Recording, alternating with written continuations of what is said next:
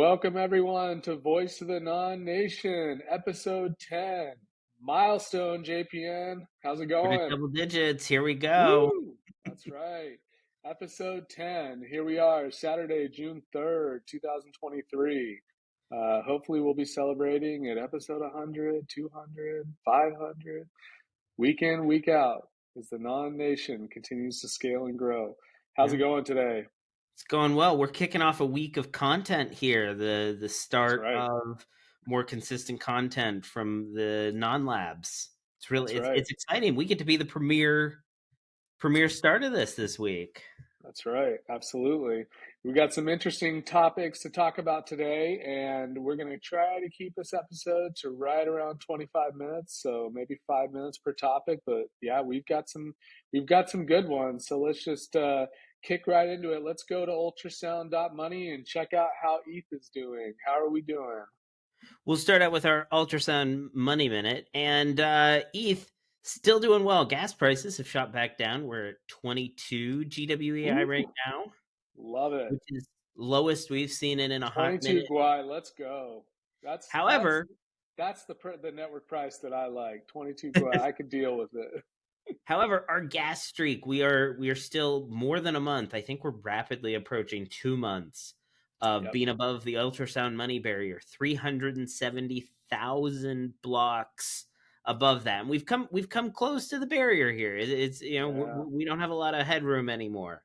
Yep. But Yep. yeah, we're still ultrasound money, and we're burning more ETH than's getting issued. It's a beautiful, beautiful sight. That's awesome. And let's see, where are we at with price? 1891. Right on the Just dot. yep. Good stuff.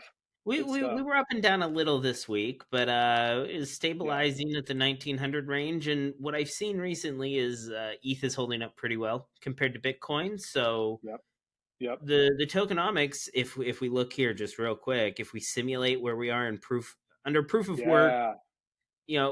there's been 68,000 more ETH issued or so. Bitcoin has issued 6,000 this week, and ETH has burned 12,000 this week. So Yeah. the differences I, between these lines of how Bitcoin's supply is changing in a week and how Ether supply is changing over a week is we might be seeing some of those effects now.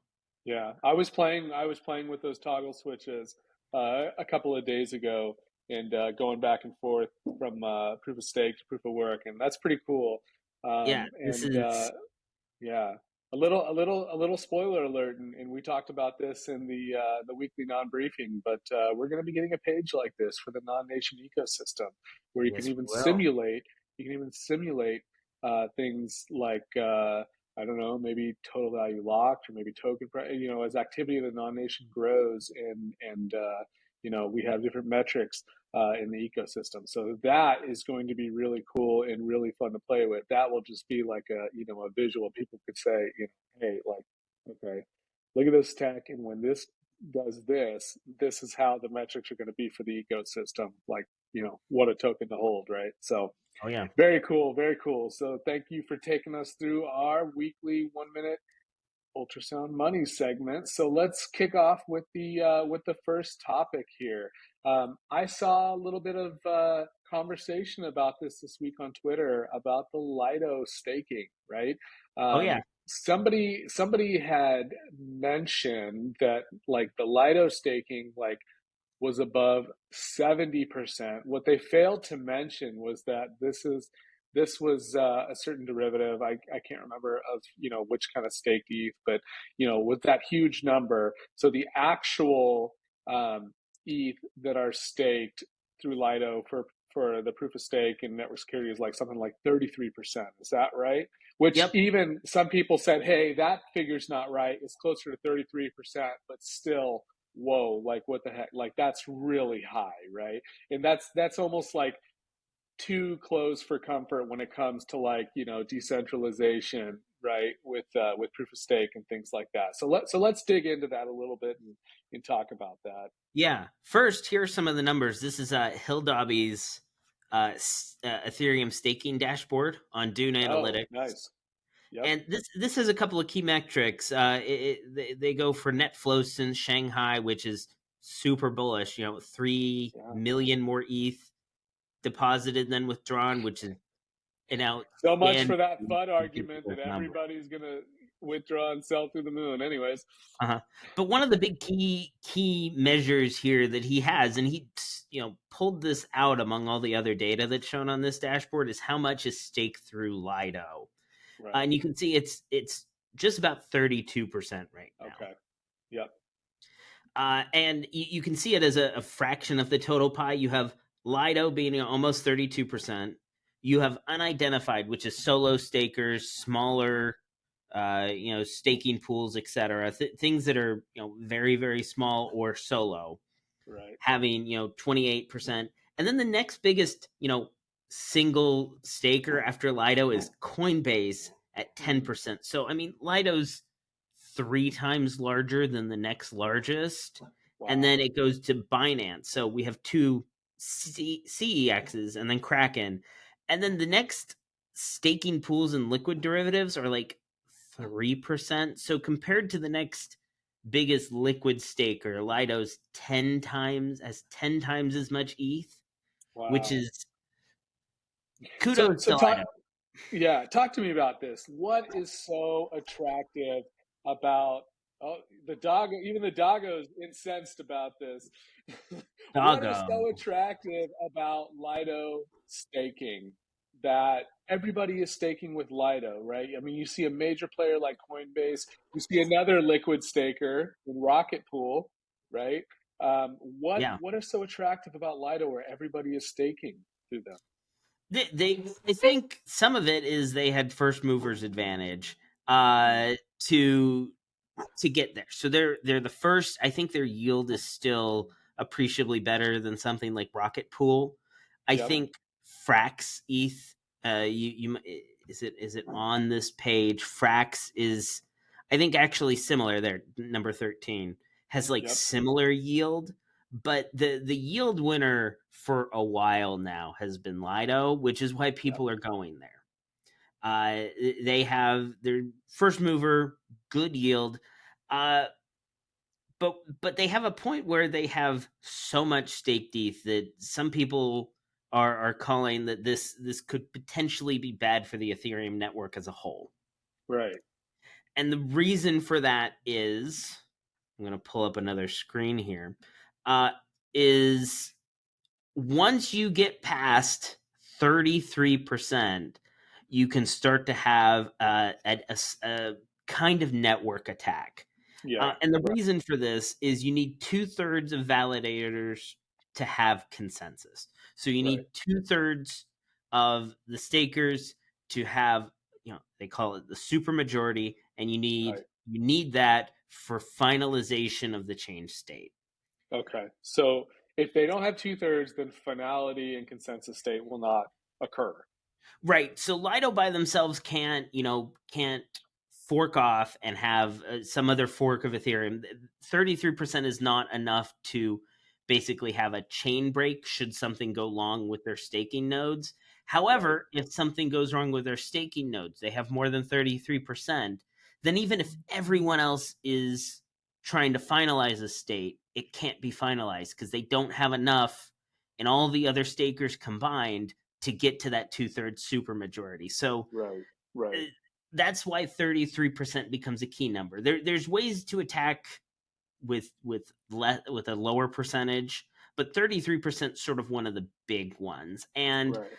Lido's getting real close to being able to basically stop Ethereum from being able to uh, get to finality. I don't think they have plans to do that. It shuts their yield off. It's bad for them. But if there were a bug, say, Right. uh, then it becomes an issue. So Right.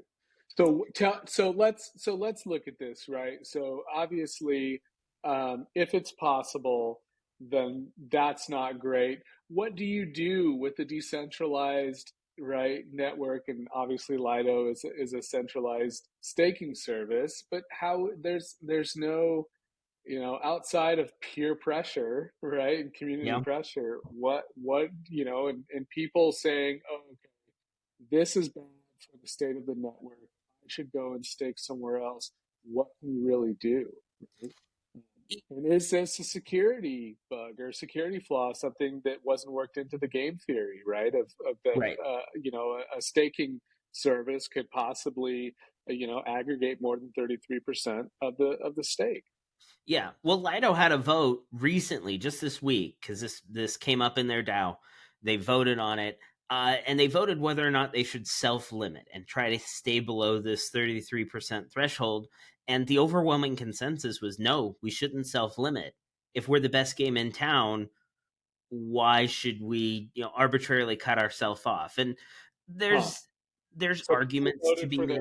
their pocketbooks Yeah. as opposed to the security of the network. So that's interesting because There's I some saw specifically, mhm. I think Vitalik retweeted almost 2 weeks ago, and I think it was in relation to this, right? It's like,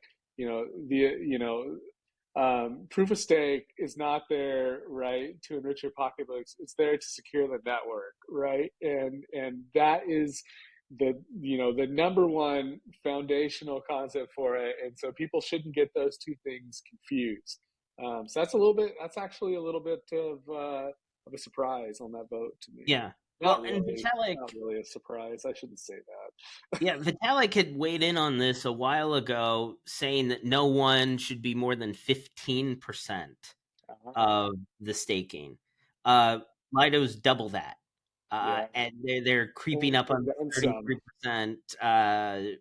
You know, it's not a hard number. This doesn't mean that they're gonna crash everything Right, or try to attack it, but it opens up a potential avenue for something to go wrong. It's bad for the overall decentralization in a way. right. Was this an oversight? Was there some kind of mechanism that could have been built in maybe to try and limit these things? Was this an oversight in the design of the proof of stake system and concept that was built into place with Shanghai? There's arguments to be made for that. Maybe rather than just 32 ETH nodes, you could go to different size nodes. Right. Half that, a quarter of that. Maybe that'd improve people to solo stake. But really, the consensus that I got from reading some Twitter threads on it is the only way to make Lido's share go down is to build a better liquid staking system than what Lido has. Right. Right. You build something So that's that's a good better point, right? with better The yield. market, right? So at this point, we need the market to respond, right? Yeah, So the market needs to respond, and to help rebalance that, right? But hopefully, there's sufficient incentives that can be put into place in order to help the market, to their service rebalance that. So we've got yeah. to leave it there. That's an interesting conversation, though. And we'll see. Let's We'll continue to see how this plays out and the l- conversation surrounding this. let's get the next liquid staking derivative to use non tools. There we go. There we go. Exactly. Exactly. We have the Um, systems. We got the systems here to right. do stuff like that. Covenants, Yep. routines, Yep. automatically manage the money, flow it into the staking Yeah. Let's contract. talk to Toshi about that. We got Absolutely. ways. Yep. Someone's All got to right. come build it. We're not also building the liquid staking. That's That's true. not That's yet, true. anyway. Not yet. That's true. All right, let's move on to the second topic for the day. OP Bedrock. Big news surrounding OP Bedrock. I know you're a huge and optimism follower and user of the network and Oh yeah. some of the products that are on Optimism. I have a lot of love in my heart for Optimism, but I will say that you are thoroughly engulfed in it. So give us the update on Bedrock and the exciting news that came out this week. Well, if you're watching this, when this goes live, the Bedrock update's happening tomorrow. Uh, Ooh, from when our podcast drops, so right. it's coming. It's Yeah, almost here. And the cool thing with right. Bedrock is we've talked about it a little bit before, but lower fees are a huge part of this. Shorter deposit times from Ethereum, they're going from 10 minutes to 3 minutes. They're shortening Yep. that amount. Yep. And the key thing I wanted to focus on here is there's more modularity in the Optimism stack through Bedrock. Right. The people who are behind Optimism, the Optimism Labs, they understand that if you just build a big gargantuan system that it's really hard to swap pieces and parts out of, it's Yep. going to fail, or it's going to be very centralized. You need modularity to have uh, modularity to let you upgrade in the future, to go ahead and become decentralized. Yep. And that's one of the things that they're doing here is they're trying to make it very similar to Ethereum. They improve their Ethereum equivalents, but Right. really they're trying to make things very modular so that you can go ahead and swap components in and out. And the reason I bring this up is Non does something very similar. We break things out into granular governance. We have things Hmm. where they're portions of the protocol are managed by different sub DAO managers. Uh, we got this a while ago for our governance that you need modularity. You can't turn everything over. It's not a big switch to go from central to decentral. You Right. need to have modularity. You can slowly turn things over in a controlled way, and I think this is going to help allow them to do that. More modularity means they can slowly transition parts of their sequencer to being, you know, decentralized instead of a centralized sequencer. So Right. I think this is really exciting, and it's going to be. I think it's bullish for Optimism Yeah. going forward. Of course, NONnation, we have deployment on Optimism, Yep. uh, and lower fees means it's going to be easier to use our tools That's right. over there. These new token factories, it's going to be so easy to launch Yeah. ERC20, ERC 1155 tokens on Optimism in a way that I don't know if it exists right now very No. easily, because No, I don't it see a lot of doesn't. tokens being created on Exactly. Optimism. Exactly. Yep. Yeah, it's, we have great tie-ins with Optimism, and we really haven't seen the potential and really anywhere near the fruit of that partnership and what that's going to look like in its final form with the release. And so, super exciting and bullish times coming, with the tie-in with Optimism and the amazing work that we're doing, excuse me, that they're doing and the work that we're doing and how Mhm. NONnation will tie into that and deployments on Optimism. So Oh very yeah, cool. Yeah. good luck to the Optimism team here. Yep. Everything goes well, and we'll give you an update next week on Absolutely. how the upgrade gets rolled out here. Yep. Yep. Absolutely. All right. And let's move on to our final topic for the day. This is the rapid fire, podcast for this week. We've got a longer segment coming out, Wednesday, and that we're doing weekly. So let's go through the new article, Deflationary Yield, the Non-Economy, that we released on Friday, and talk about that because there's been some interesting conversation in the Discord surrounding that. And of course, we will have a more in depth breakdown and discussion with Toshi in the weekly, non event that we'll be doing. But let's talk about that a little bit here. Yeah, so the article that dropped on Friday goes over a couple different things. There's basically it's Non saying, okay, you need inflation in an ecosystem. You need inflation to power, farming. You need inflation to power delegations. You need inflation in a system. Yep. But infinite inflation means you get infinite tokens after so long. Yep. You can't just keep minting tokens without some way to try to limit how much Balance gets that. out there. And the way to Right. do that is burn and having some deflationary mechanisms that are active in the protocol. And Ethereum balances very well Yep. with EIP 1559, proof of stake, burning. We just talked about ultrasound money. They are achieving deflation. They have a deflationary asset that produces real yield. Yep. And we're moving towards that with the new non-token. So we talk about that some. They talk about Yeah. um, what are some of the deflationary challenges, what are we going to go ahead and have uh, in the new non-token? And there's going to be uh, what current mechanisms existed before, and there was buyback and burn. So this was with the investment fund. It would buy OS tokens, which are now non-tokens, Right. and burn them alongside the when it would buy for the investment fund. And I think we've Yeah. burned 6 or 7,000 OS that way already. Right. It's a very direct way. And then there's also the burn tax, which is in the farming manager. When you withdraw your position, you can either pay a small amount of the LP fees, which for non, if it included non tokens, those were burned automatically.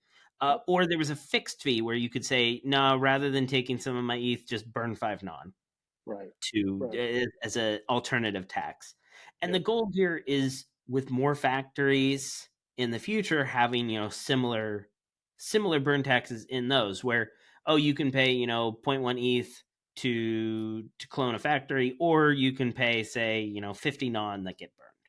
Yeah. Right. We only ever had farming in the beta here.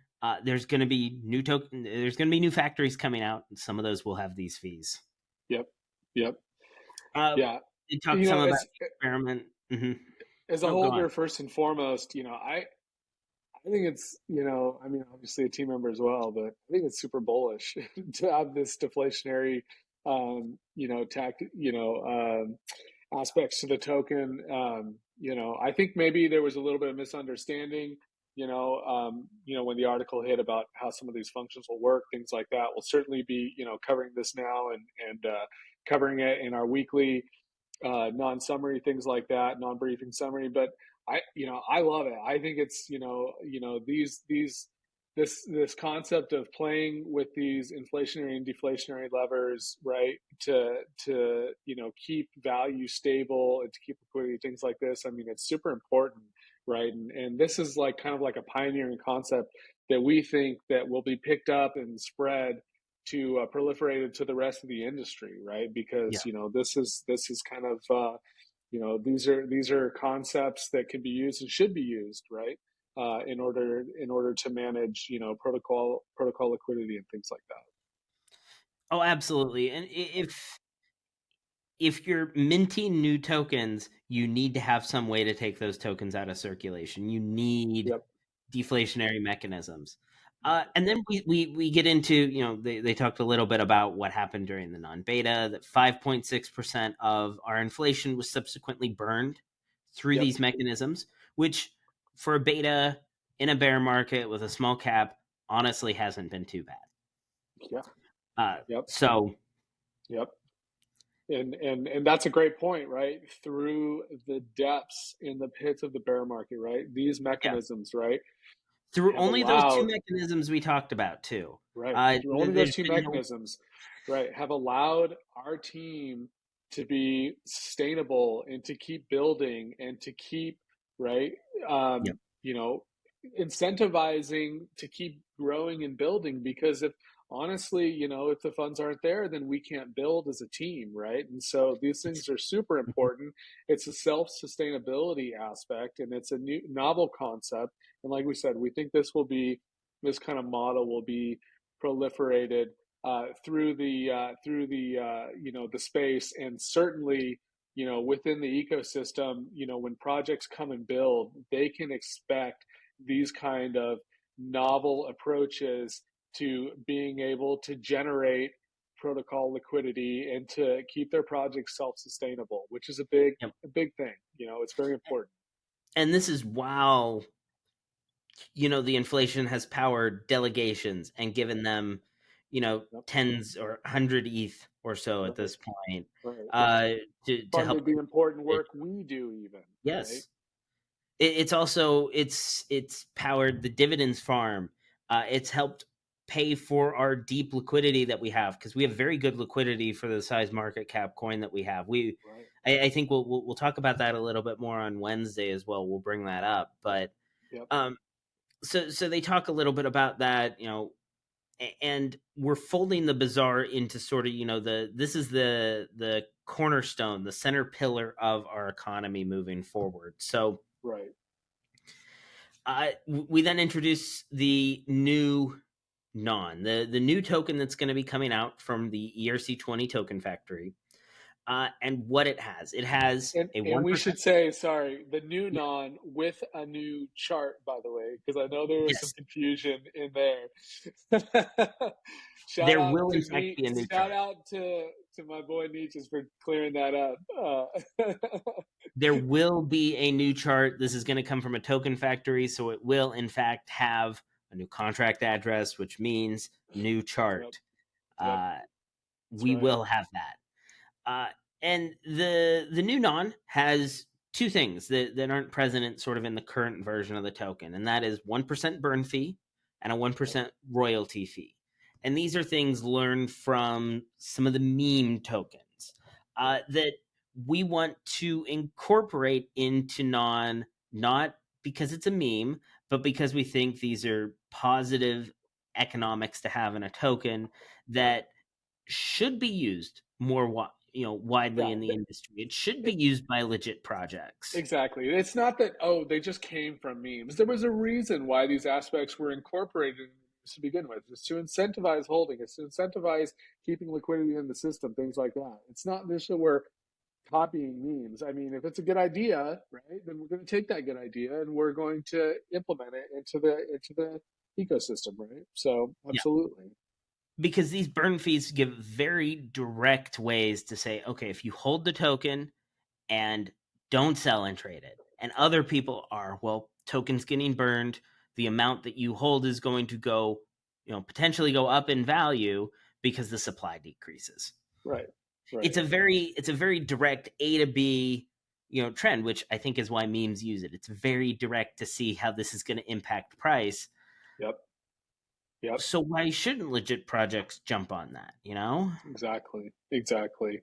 Yep. And, to state, every project that comes and builds within the NONnation ecosystem will have access to these aspects of their token, right? When they're setting up their ERC20 token from the token factory, probably in less than 60 seconds, right? They will have access to be able to set these aspects of their token and be able to fund their work appropriately in their project's work and things like that. So um, Yeah. everyone will have access to it, and we think it's a great idea. And like you mentioned, right, we'll continue to explore these kind of concepts and these levers, and we'll talk about it more in the weekly non-briefing on Wednesday. And then the following day, we'll have an AMA where, community members and holders can come and join and ask questions and, to their heart's content of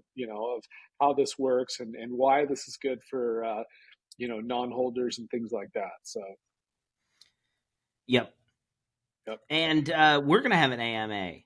One day Yeah. after the podcast releases, we're going to hold an Yeah. AMA on some of these things. So if you have Right. questions during the podcast, comment them. We're going to have a Yep. Twitter link. We're Yeah, gonna link we're them gonna too. we're gonna We'll hold. host a Twitter Spaces and Yep. come and join and hang out, and it's nothing formal, and we'll talk about non, and we'll be doing this, weekly, thing, and come and hang out and talk about non with us. So we're non fanatics, and we want to talk with other non fanatics. So, yep, Yep. And we awesome, have, so on top of the 1% burn fee, there's 1% royalty fee, and the 1% royalty fee is really only for the Bazaar. right, So burn fee, royalty fee is basically only in the Bazaar, and the burn fee is really only if you go out of our ecosystem. And yep, that's because since we have a nice vertical integration of the marketplace in the Bazaar, we have the governance addresses, we know where you're going to use the tokens. We can whitelist automatically all of those addresses that are sort of part of our ecosystem. So if you're buying and selling in the Bazaar, you're not going to be subject to the 1% burn fee. If you're right, staking your tokens for delegations, you're not going to be subject to the 1% burn fee. yep, If you are LPing into the Bazaar, you're not going to be subject to the 1% burn fee. Uh, if you're voting on our voting proposals, you're not going to be subject to the 1% burn fee. This really only matters if you're taking the token out of the ecosystem. If you're going to Uniswap or some other place that there might be some liquidity for this. If you're Yep. arbitraging, you'll pay that fee then. But for the Yep. most part, this doesn't impact your usage of the protocol at all. Right. So I know there was a lot of, and maybe, due to, some misunderstanding, but there was a lot of fear around that. Yeah. Like the 1%, 1% burn fee, things like that, like you mentioned, right? There are sufficient mechanisms and incentives um, for usage within the non ecosystem so that this will not impact the vast majority of the activity within the ecosystem. It's only when you go outside the ecosystem. And then again, like we talked about, like this is very important for holders and to be able to properly incentivize usage inside the ecosystem and to keep liquidity, things like that. Yeah.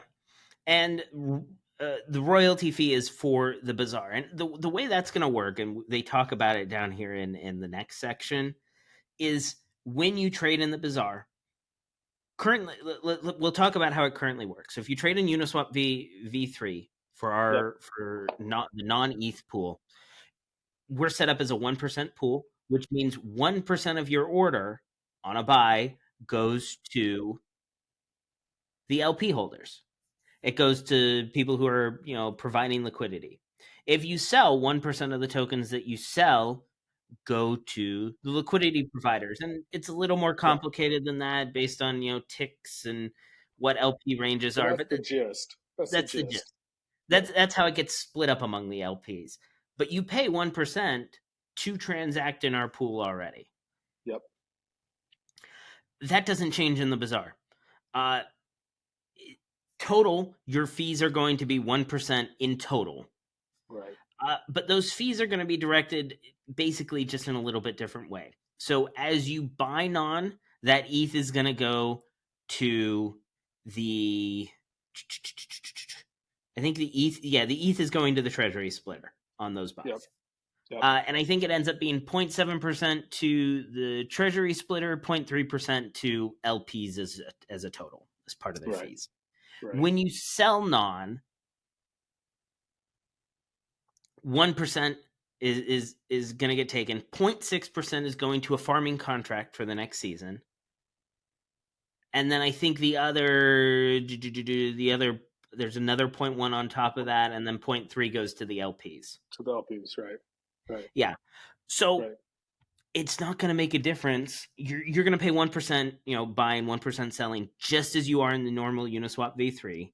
Yep. However, the ETH, as you buy non, it's going to go towards the treasury instead of LPs. Right. It's going to go towards the self-sustainability Yeah, aspects of the ecosystem, yeah, just as Uniswap does with their pools and their fee. yeah. And LPs are going to lose out on a little bit of yield this way over Uniswap V3. However, A little. Right. most of our LPs are not, just LP. They're not LPing for the fees. They are Right. LPing for the farming, Right. which we're already paying for in inflation anyways. The farming is, Exactly. uh, Generating yield. Welcome to the infinite yield era. yeah. I mean, the farming fees are at least what you get through farming is at least 10 times what the fees are right now, Right. at least, if not more.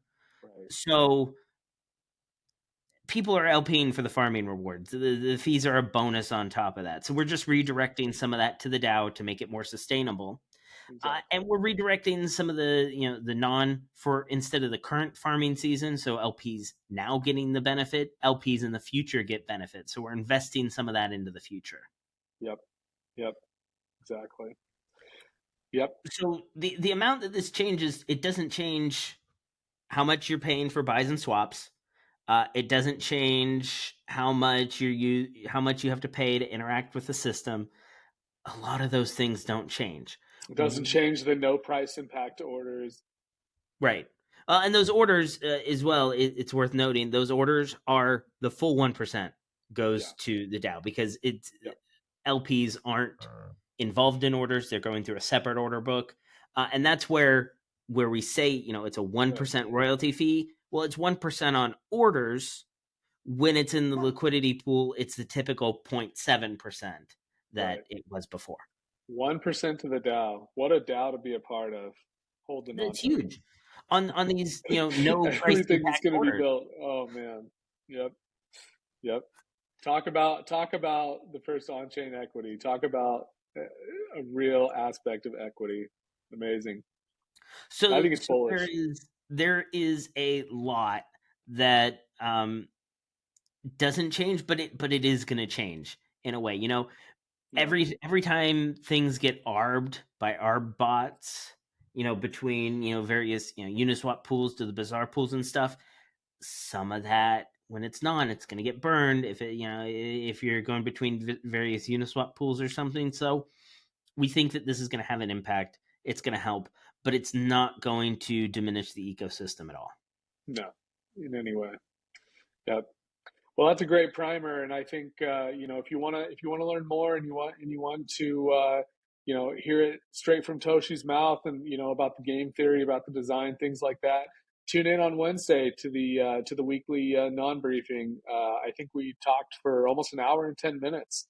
Well, not all on this subject. I would say we probably talked for half of that, 35 minutes, something like Oh, at that. least, yeah. Over that, yeah. So it was a great and robust discussion, and went over it in a lot of detail and a lot of the why, right? The why these aspects are put in place, and what this does for the DAO, and what this does for holders, things like that, and for the non-ecosystem. So a very, very kind of riveting conversation there, and I think will help to quell fears, and people can understand better the game theory behind it. Um, so that's great. So, yep. Well, I think that runs us through our list of topics today. We're not as rapid fire as we thought, but this was pretty important to kind of go over, and to have some discussion on. And like I mentioned, tune into the weekly non-briefing to hear some more on this. So, any parting thoughts here, JPN? So I'll end with this. All the tokens issued by Ben.eth. Yep. He also issued an NFT project this week. It's below mint. All of the other tokens are below mint. Are tanking right now. So Yep. some of this meme stuff, if you're just say, hey, trust one influencer, they haven't worked out super well. No. No. This is the whole thing about non, right? This is what is going to change. We are building something that is building real value, that is going to keep value, that does not have perverse incentives to where somebody will be motivated to do all they can to build some value and then quickly, siphon it out as quickly as possible, right? Everything in the non ecosystem is built to keep and maintain value, and because when value is there, innovation will come, and people can be secure that the value is there, and they will bring their innovation to the non ecosystem. So Oh yeah, um, these are all very much forward looking, trying to build for the long term rather than the short term. exactly, And if you're just exactly. manually airdropping a project or using some tool to manually airdrop a project to people who sent you ETH, You're going you to get whitelist your buddies, get and what you things paid like, for. exactly. Get what you paid for. So Yep. So no, very, very, very soon, people are going to understand why the non-token is one of the most powerful tokens to hold in the entire crypto space, right? I mean, everything that has been built into it. So, and we're going to be making that abundantly clear over the next couple of months of why this token is so new and revolutionary and is a must hold for your crypto portfolio. So that brings us to a close then. All right, we're at 39 minutes. Not as rapid fire as we thought, but hey, it's some days it feels like we could stay here and talk for hours. So excited about the well, release yeah. in the non ecosystem. So, Well, all and right, if you have everyone. questions, Yep, don't forget, drop them. We're going to hold an AMA a day yep, from when this is posted. yep, Come hang yep. out, join us, and we're non-viral on Twitter. What's our Twitter handle? At non-viral HQ. at Non-viral non-viral HQ. HQ, and pay attention to the Twitter channel, right? Because we're going to be dropping daily content. We're going to, and we'll also be putting that content in the Telegram and the Discord as well. But things are really starting to turn on here, and there will not be a lack of content. I can assure you that. So, yep. All right. As always, JPN, thanks for your time. This has been fun. We're non-viral, and this is episode 10, milestone. Tune in next week, everyone. We'll see you then. Take care. Next week.